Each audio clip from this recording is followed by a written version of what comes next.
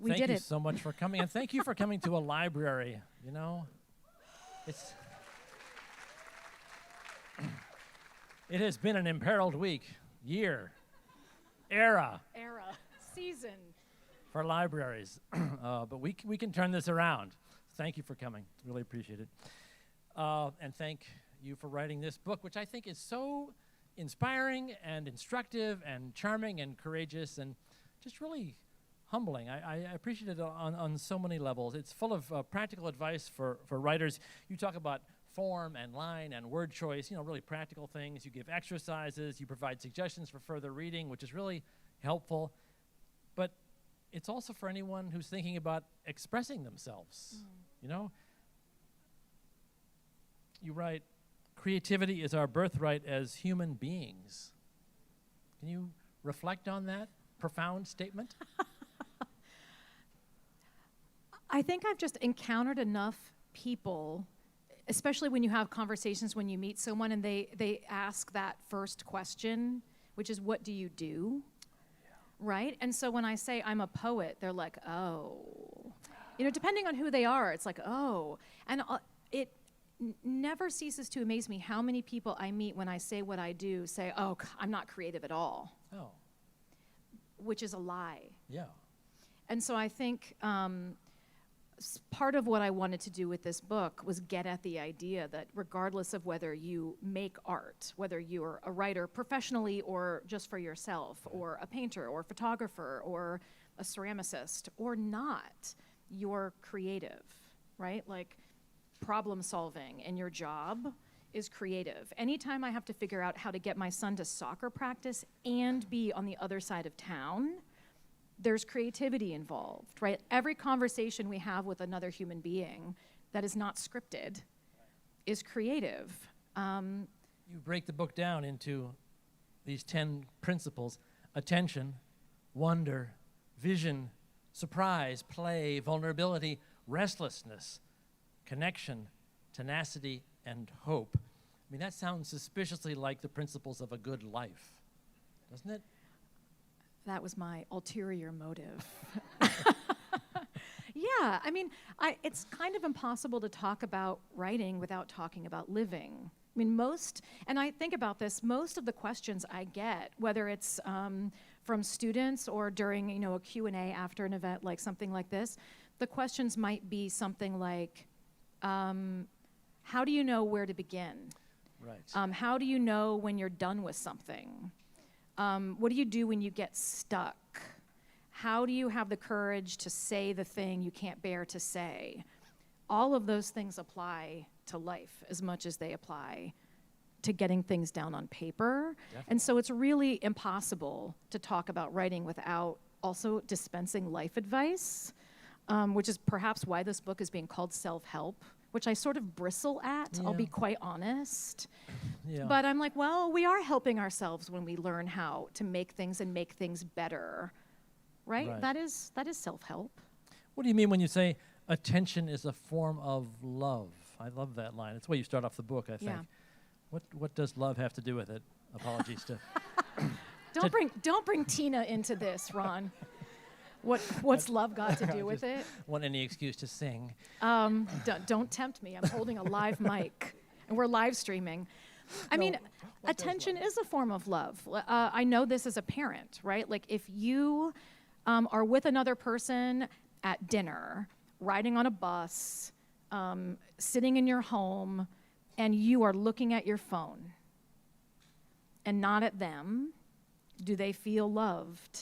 No, because you're not giving them attention.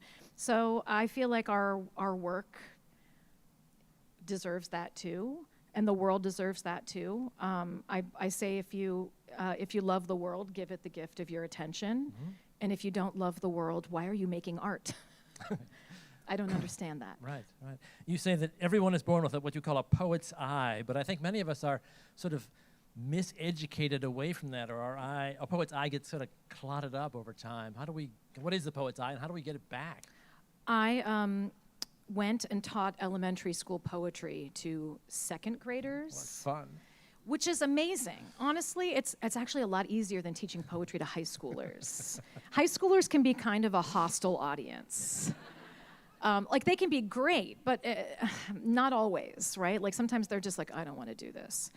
I'm just being tested. But second graders, they're not cynical at all. They don't care about what's cool. They're not worried about raising their hand and saying something outrageous when you ask them for an image or a metaphor. They don't have that kind of film over them yet of socialization. Right. And the textbook that the teachers used with these students said that poets have special eyes. Really? That are, yes, they're called poets' eyes. And they advise the teachers to put on a big pair of funny glasses when teaching poetry, to sort of put on their poet's eyes and practice seeing the world like a poet. And so I'm not sure if they were thrilled with this or not, but I showed up on day one and I was like, kids, there's no such thing as poet's eyes. Like, we can put those silly glasses away. You were born with poet's eyes. Everybody in this room was born with poet's eyes. They're just eyes. But what do? They see the world. Like, we all have the ability to do that. I think what happens is we all come into the world with a sense of wonder, and everything is new, right? It's like opening a book, and you don't know anything about the plot or the characters. That's what it's like to be fresh in the world. It's why traveling is so invigorating for us. When you go to a new landscape, or you go someplace and you don't speak the language, and suddenly everything feels like a little bit electric.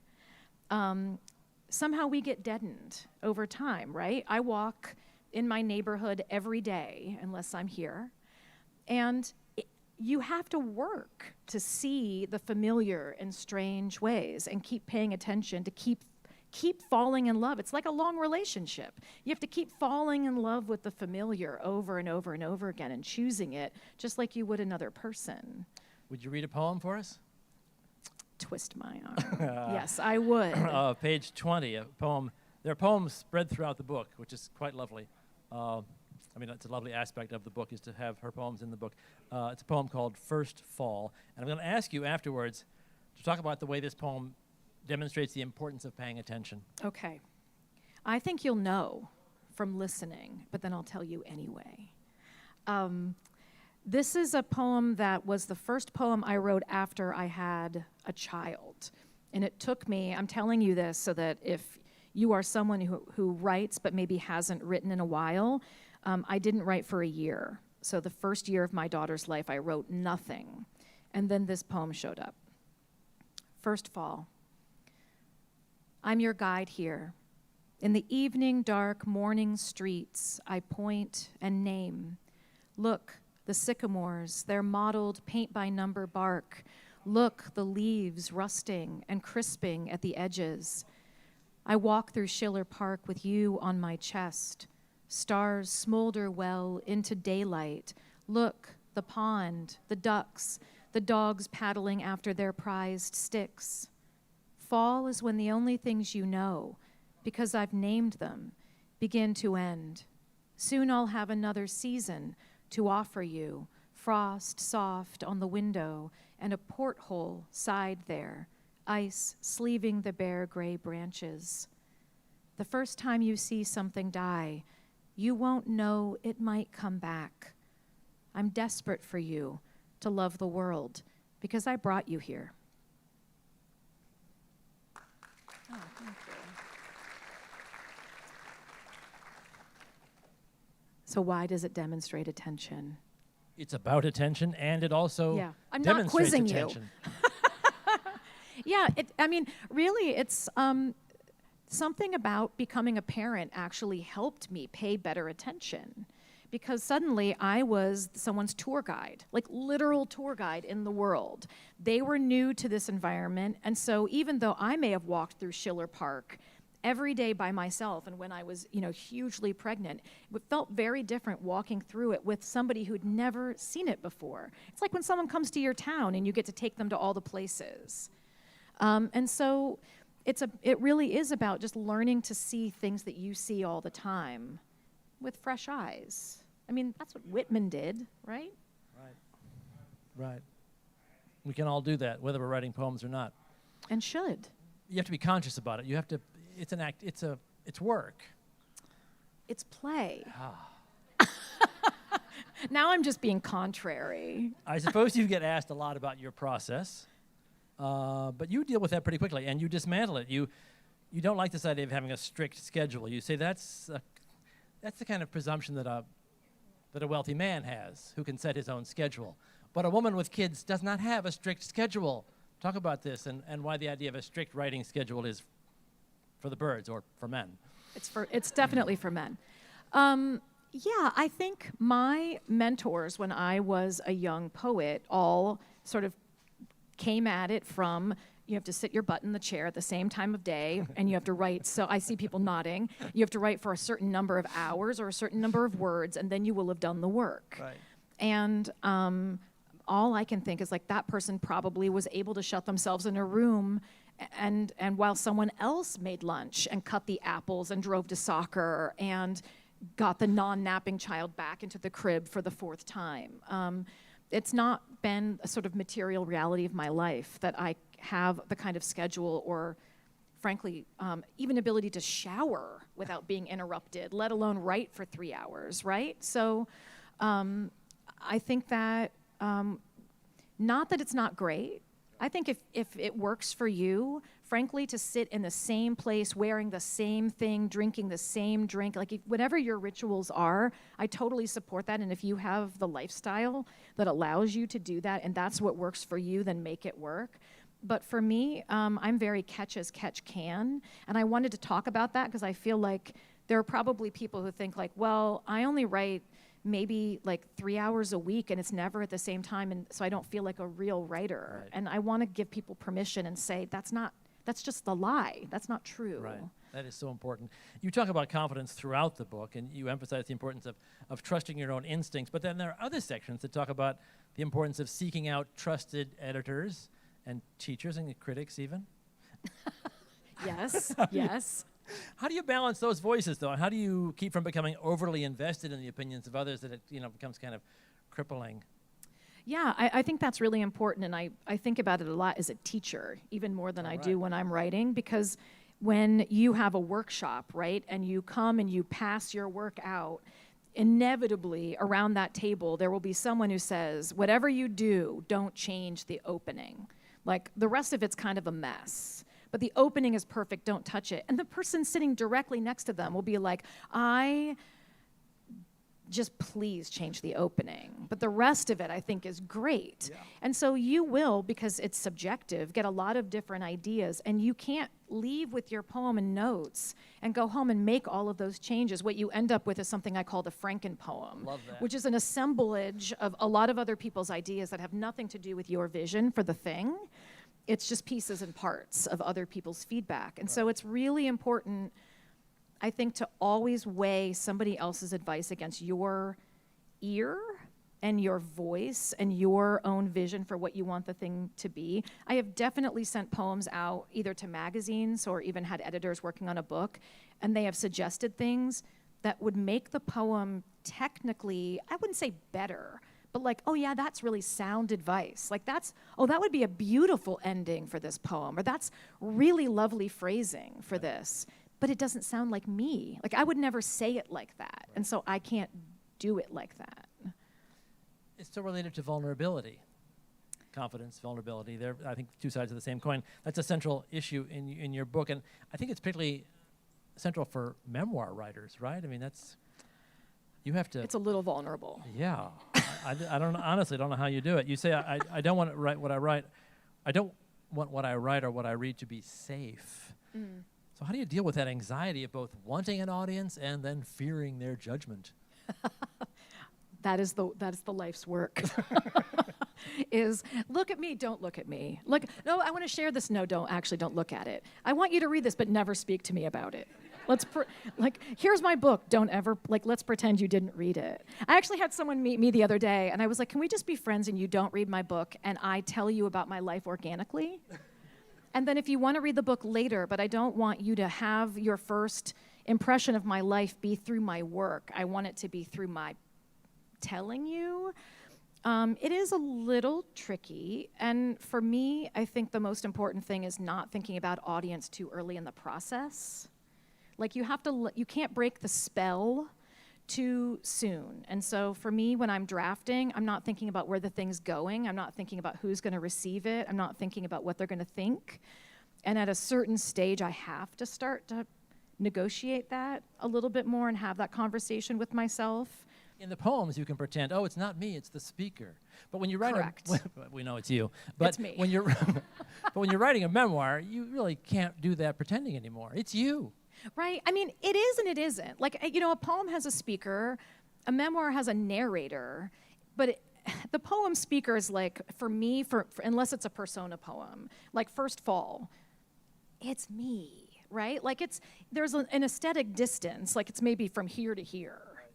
I wouldn't say that to a friend at a bus stop, right? So I've kind of formalized it in poetry, but it's my experience. And memoir, it feels like there's distance, right? But it's still a little closer. But I always say too, like I use craft as oven mitts. So if you think of like memoir as being, or your really most painful, most vulnerable personal material, like the hot stuff. The stuff that you're like, I don't know how to write about this. It's so hot, it's gonna burn your hands. It might burn the reader's hands. So how can you use craft choices as oven mitts to hold the hot material and then hand it off to somebody else without hurting either one of you in the process? And so for me, in like the memoir, for example, there are places where I write about myself in third person because first person is hot. It's close to you. Present tense, hotter on the dial. It's closer. So like I cry is a hot personal sentence. She cried is cooler. So if you can find ways to, even if it's just in the drafting stage, to hold something away from yourself a little bit to get it out, you can always recast it in verb or point of view to bring it closer once you get comfortable. Nice. But that's just a strategy to sort of like not have it be so close to the bone all the time. Right. And how do you deal with, if you're not a hermit, other people are going to be in your memoir with their own lives and their own expectations and their own sense of privacy, maybe even your kids as they get older. Yeah. I mean, that's the thing. None of us live in isolation. You can't actually write a book about your life and not involve other people. I think empathy is a crime now. Am I? Okay, I just want to check because I feel like maybe it's a crime, and I'm guilty of it. But to me, that's where that comes in, right? Like, how do we sort of practice the golden rule as much as humanly possible in our writing, which is like, how would I feel if someone were writing about me in this way? What benefit of the doubt do I think I deserve in that situation? What grace do I think I should be extended? What kind of compassion should I be extended? Because we're all fallible and none of us is perfect. And so approaching writing about your life and other people, first and foremost, from the motive, like considering your motivation. Like if you're writing angry, put your pen down, or write angry and then put it away, right? Like when it comes to other people. And also just thinking how can I take care of the other person, even if I don't like them very much, even if they quote unquote deserve this sort of exposure, right? How can I also just be a good person in this? Because I have to live with the choices I'm making in this book forever and ever. And with kids, they can't consent by design. They cannot consent to be in your book. And so how can you look at the portrayal of a minor and ask yourself, would this be embarrassing to them right now? Can I imagine how they might feel about it in 5 years, or in 10 years, or in 15 years? And my little rhymey thing for myself was, when in doubt, take it out. Your good ethics would destroy the memoir industry. Well, I know. It's a crime. Would you read this quote about joy? Look at this large print. I don't even have to put my readers on. Bless your heart. Let's let go, once and for all, of the idea of the tortured artist. Let's let go of the idea that creative people are all depressed, locked away in their own minds, creating from torment. It's a lie. Let's create a new model, the artist who creates with gusto, joy, and exuberance. The artist who plays, makes mistakes, changes their mind, tries something different. Just so lovely. But it's also just true. Do you know any tortured artists? I actually don't. All the people I know who make things, Sandra's like, I know. I know some tortured artists. I really don't. I mean, I have my days, right? Like I stomp around sometimes. Usually I use like snarky humor as my deflection of that. But most of the people I know who make things, regardless of what that thing is, do it because they love it. If we didn't love doing this, why are we, I don't want to sit down and bang my head against a laptop all day. I don't understand. If I didn't enjoy it, I wouldn't be doing it. The whole book's full of inspiring passages like that. But let's talk about some bad days. Let's talk about writer's block, imposter syndrome, the inner critic. Rejection, failure. All the kind of stuff that shuts you down that we all deal with. Yeah. How do you break yourself out of that dead end? How do you quiet that voice? Well, the inner critic is loud. That is something I still am cranky about, because that inner voice that tells you you've got this whispers or is like barely audible, right? It's like such a high, it's like a dog whistle. And the voice inside that says like, who do you think you are? You're too big for your britches. Nobody cares. Or this has been done before. Or people have written about their families, their divorces, their children, their illness, their diagnosis, their lost job. This is nothing new, and the person sitting to your left and your right can do this better than you can. That voice shouts. And it shouts at me. And I don't know if that's like good to hear or not good to hear, but it's honest. And I think maybe it's worth hearing that, at least in my experience, that voice never goes away. It's still in there telling me, like, who do you think you are? And my sort of strategy with that is to basically treat it like the relative at Thanksgiving that you don't really want to talk to. But you have to invite anyhow. It's like the pass the potatoes moment. So you're just like, and you keep going because you know, and I think it gets easier to keep going and to ignore that relative at the end of the table, kind of turn it down a little bit when you've done this for a while, right? Because it's like getting your heart broken for the first time and you're like, well, I'm never going to love again. That's the only person for me and I'm done. And honestly, being rejected, whether it's a poem in a magazine or having an agent drop you or a book doesn't get picked up or whatever the thing is, feels like that the first time. Because you just think, well, that was my shot. And now I've lost it and it's never going to happen and somebody else got my shot. And what the beautiful thing about sticking with it, that's the tenacity piece. The beautiful thing about sticking with it is, I mean, the bad news is you're going to keep failing. I still do all the time. The good news is the more you fail and you pepper some successes in there, the more you realize like, oh, that's just part of the process. Like everybody does it. We get back up, we keep going. That's just what happens. It's like having a first child and when they won't nap, you're like, I'll never sleep again. We've ruined we've just napalmed our lives.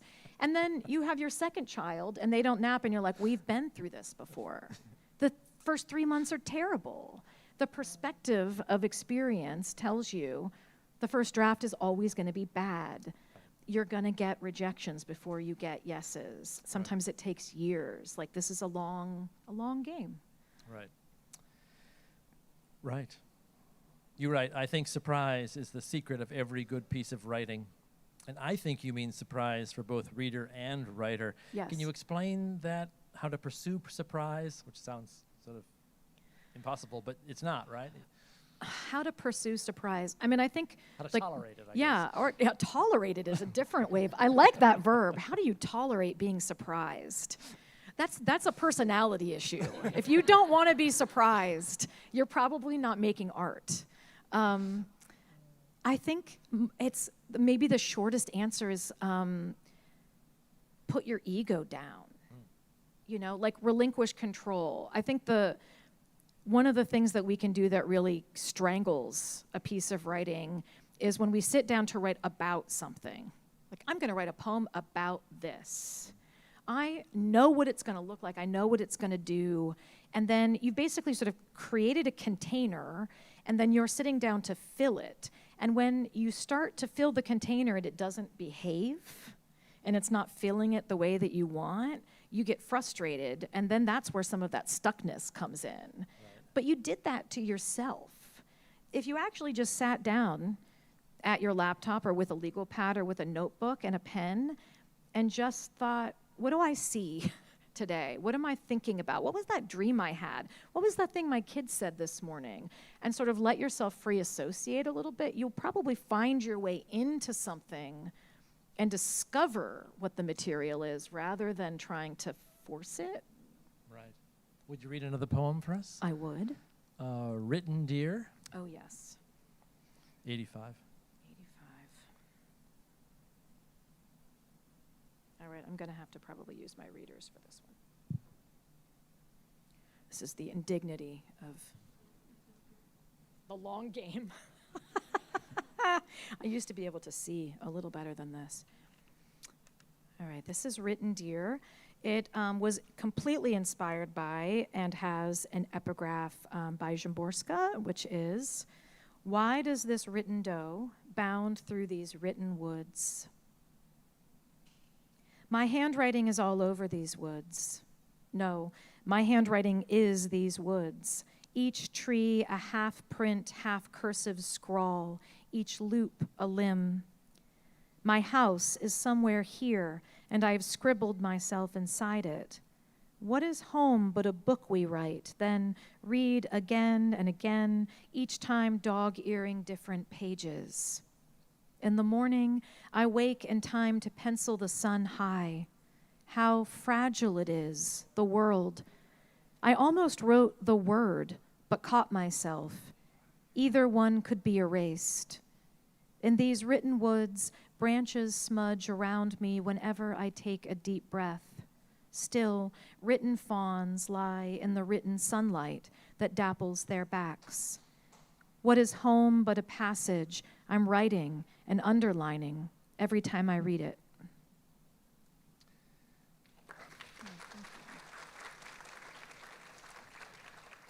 It has a mistake in it. I mean, no, but I mean, it was born from a mistake. What was that? I handwrite my poems, and my handwriting is atrocious. And it's actually, well, it's idiosyncratic, I'll say that. And actually, there's a scan of my notebook pages in this book, so you can see the early drafts in my handwriting.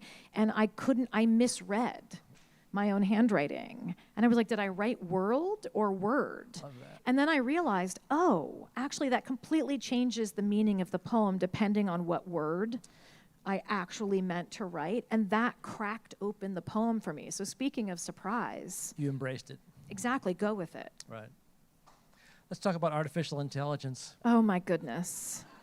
I have nothing nice to say. Right? Near the end of Dear Writer, you write, "Pessimism is a failure of imagination." So well, keep that in mind. Okay.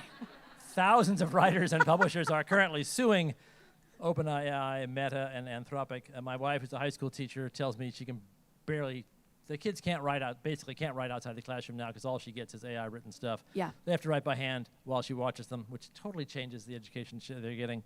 Are you concerned about AI, that computers are going to take writing away from us and destroy it? Yes and no. I mean, I'm concerned because, I did the Google search after reading the Atlantic article, and yes, like 90% of my books have been mined, have been sucked up and mined. And I shared that, and I think it was the poet John Gallagher said, well, maybe you're making AI more hopeful and empathetic. And I was like, but I don't want that because I don't want them to take my job. Like what I've sort of been thinking all this time is, and I did it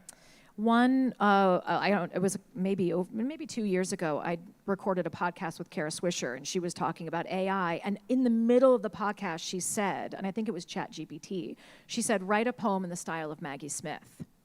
In the middle of the podcast, so I had to hear, and then she read it to me. How was it? It was terrible. And I was like, oh my, at first of all, I was like, do I sound like that? Right? Like, it's like when someone draws you and you're like, do I look like that? That happened to me recently too in the New York Times. I was like, who hurt that illustrator to make me, am I a crone? It was a terrible poem.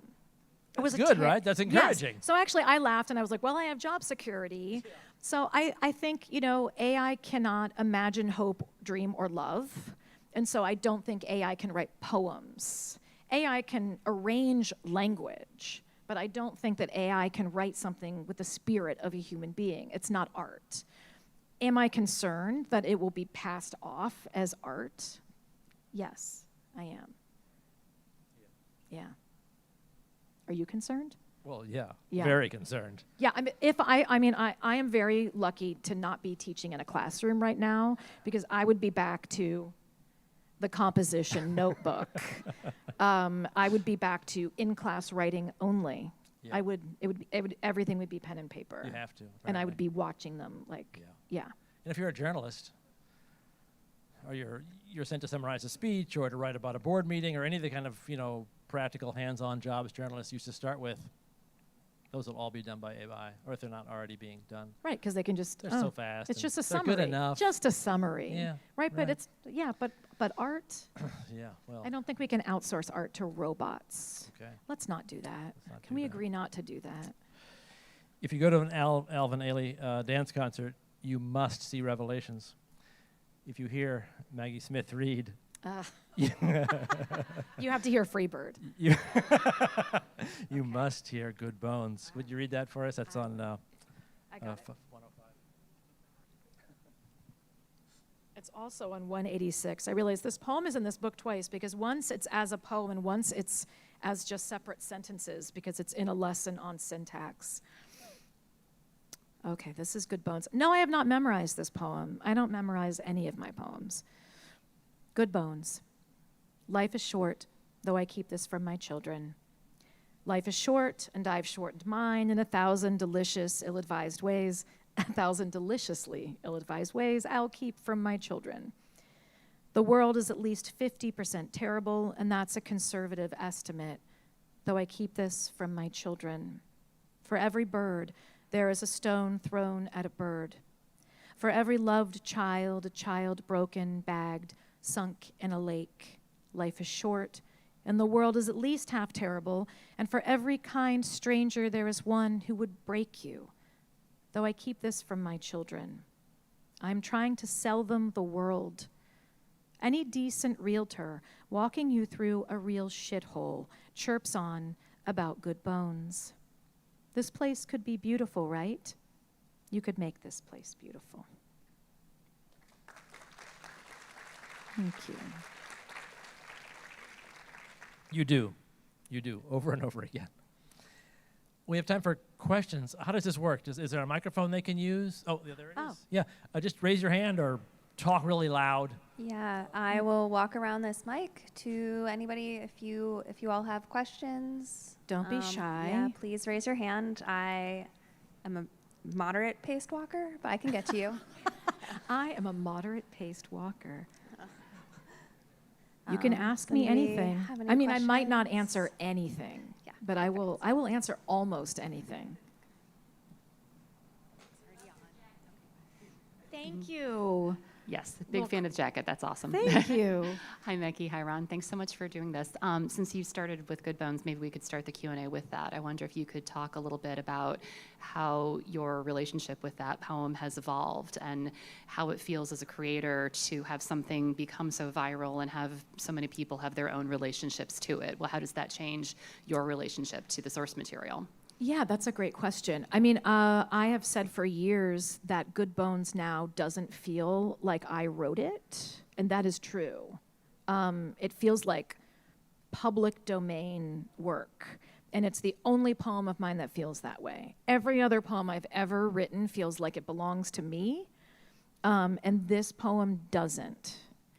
And it's not something I'm sad about. It's not like I'm not mourning that at all. It's just I didn't get to spend very much time with it before I handed it to like millions of people who tattooed it on them.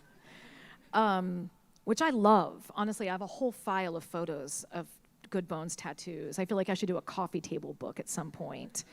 But it really does feel like it belongs to other people now more than it belongs to me. And for a long time, I had a kind of ambivalent relationship with the poem because it is such a disaster barometer. Like when you see it a lot, it just means stuff's bad. And so if you see it being shared on the internet a lot, for example, it's like, oh no, what happened? And it's usually a school shooting or some other thing that we could prevent if we had the guts to prevent it, which we don't yet. And so I have slowly come to like a place of peace with it because I've realized that people are sharing it not just because something bad has happened, but because something bad has happened and it gives them comfort or a sense of, yes, there is a darkness, but we're turning toward the light by the end of the poem at least. And so far be it from me to like take something or discount that sense of optimism. So now when I see it, I'd still check the news because I think what happened? And it's always something. But I'm glad that it does something for people. Like that makes me happy, honestly. It's like probably the only thing I'll ever make that will like outlive me, right? Like maybe that'll stick around. And that's a cool thing. I don't know. Anybody else have a question? So you mentioned that you don't have your own poems memorized, and I was just wondering if there's anybody else's work that lives rent-free in your head, because that happens to me sometimes. Lines live rent-free in my head.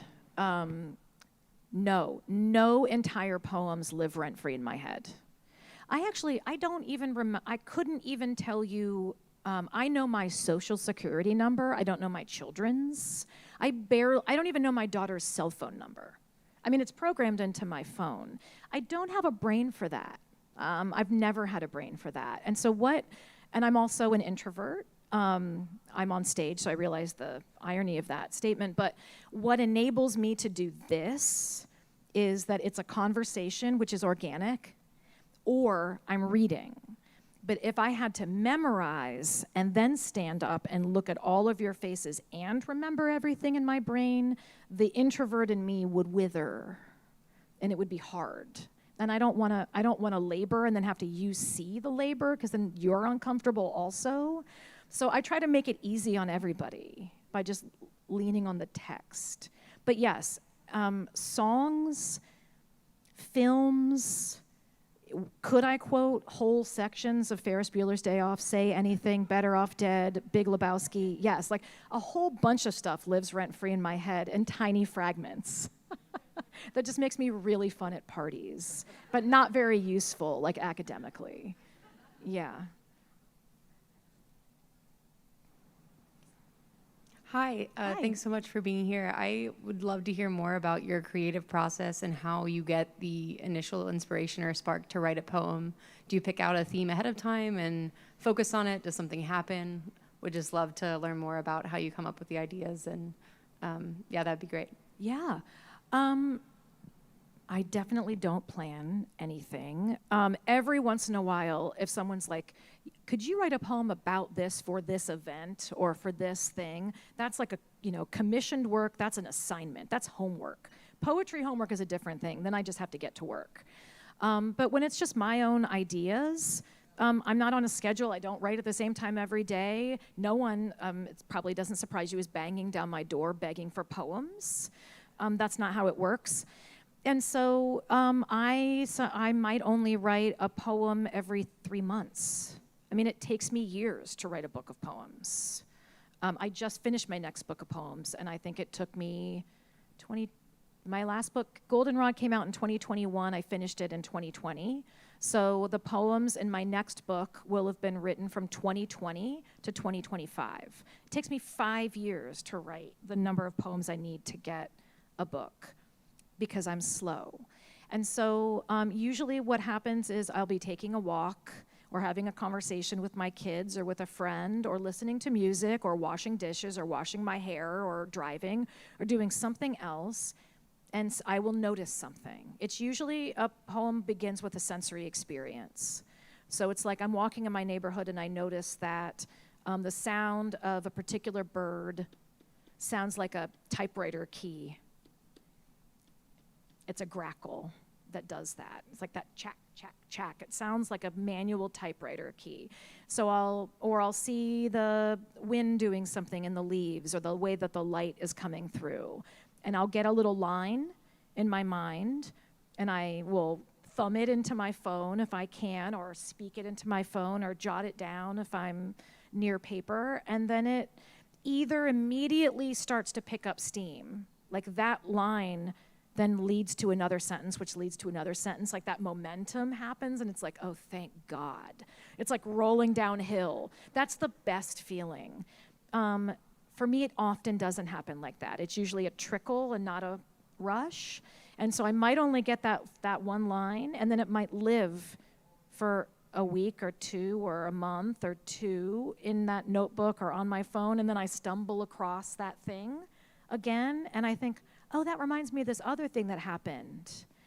And so it's a lot about an experience like accruing, which is why it's so slow. It's almost like a collaging of different thoughts, experiences, and observations over sometimes years to make one single poem. Good Bones is the exception. I wrote that poem in 20 minutes. That never happens to me. It almost never happens to me that I can write and something comes out that fast. If you want something to come out fast, though, use anaphora. Repeat, life is short, life is short, life is short. Repeat the same word or phrase at the beginning of every new sentence you try, and then vary where it goes. And for some reason, anaphora for me as an engine to kind of drill into something is so helpful. I don't know why that is, but it helps you rev your engine into the momentum a little bit. Yeah. Okay, I think we have two more Two questions, possibly. I'm gonna walk to the front. Sorry, y'all. The mic's already on. Hi. Hi. Sorry, words loading. Do you write any poems that are just for you? And like, how do you choose what to share versus what to keep? I don't write anything just for me. I mean, group texts, although that's for the group text, Yeah. but it's not for you. Mm-hmm. I don't. It is in DC. Oh.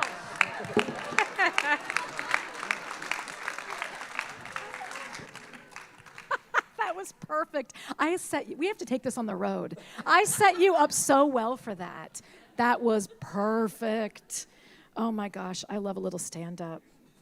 I love a little stand-up. I don't write just for me. I've never written just for me. I don't keep a journal. I don't have a diary. I don't publish everything I write, but it's not because it was just for me. It's because it didn't get ready for the world, or I couldn't make it work, or it hasn't found its way there yet, is maybe more the way I like to look at it. But no, I really don't. Every time I write something down, I think eventually, like, I hope I can make this work. And if I can make it work, then I'll share it. And if I can't make it work, then it just kind of dies. But I don't really just save things. Now, when I wrote my memoir, did I write a lot more than I published? Yeah. Right? Like, there were whole chunks of that book that then I went back and I was like, when in doubt, leave it out. And so I was like, that's going to give me anxiety if I have to talk about that, and it's not essential to the story. No one's going to know what's missing but me and these other 5 people who know that happened. And it's okay if just we know. It doesn't need to be there for public consumption. So there are things I edit out, but not like pieces of writing necessarily that I write that I don't intend to ever show to anyone. Yeah. One more? Sorry, you have to come back up front. Or you can just ask and I'll repeat it so that everyone can hear it if you... Okay. Y'all were sitting right next to each other. I thought you were... Okay, sorry. Hi there. Hi. At the top, you mentioned some of the common questions that you get at these events, and I'm wondering, what is a question that you don't get often that you wish people asked more about your work? How does it get made? Which is probably part of why I wrote this book. I mean, I like to talk about craft more than I like to talk about anything. I realized when I wrote my memoir, I really wanted to talk about craft more than I wanted to talk about anything because the content was hard to talk about. How I built it was fun. What was in it was not that fun. So I'm always wanting to talk more about craft and looking for opportunities to sort of talk about how the sausage is made, right? Like how, and that's what I want to know from other writers. Like, I love hearing what other people's process is like. Like, I had a conversation with Saeed Jones last night, and he's like, so you decide a title last? And I was like, yeah, everybody decides a title last. He's like, I decide a title first. And I was like, you are a monster. I mean, I could not believe. And then he was like, yeah, and I compose on the computer. And I'm like, well, I don't know how to type. So I longhand everything because I only use my index fingers when I type. I'm not kidding. I don't know how to type. I don't use any other fingers. And he was like, you don't know how to type? You're a monster. And so for me, it's really interesting to hear about, and he edits as he goes. He'll write line 1 and then keep editing it until he's great with it and then start writing line 2, even if it's part of the same sentence. That to me is crazy town. I was like, no, I honestly don't even write in lines. I just write like 17 pages of legal pad brain vomit that just looks like prose. And then I go back in and I think, what is this? Is it a poem? Is it an essay? Is it the beginning of a book proposal? Is it none of the above? I don't know what it is. And then I think, what is even worth exploring in these pages? And then I'll start pulling stuff out. So, I mean, just to answer your question, I love knowing how people make things. Same with painters, same with photographers, same with fashion designers. Like, how do you do what you do? And so I got really self-indulgent and wrote a whole book about.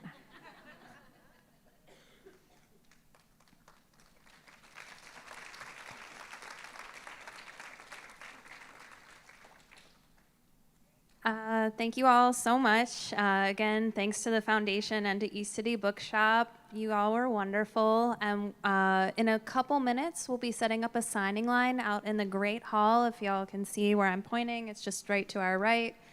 There will be some books for sale and for signings. Give Maggie a couple minutes, but feel free to start filtering and talking to one another. Thank you. I'll hurry. Thank y'all.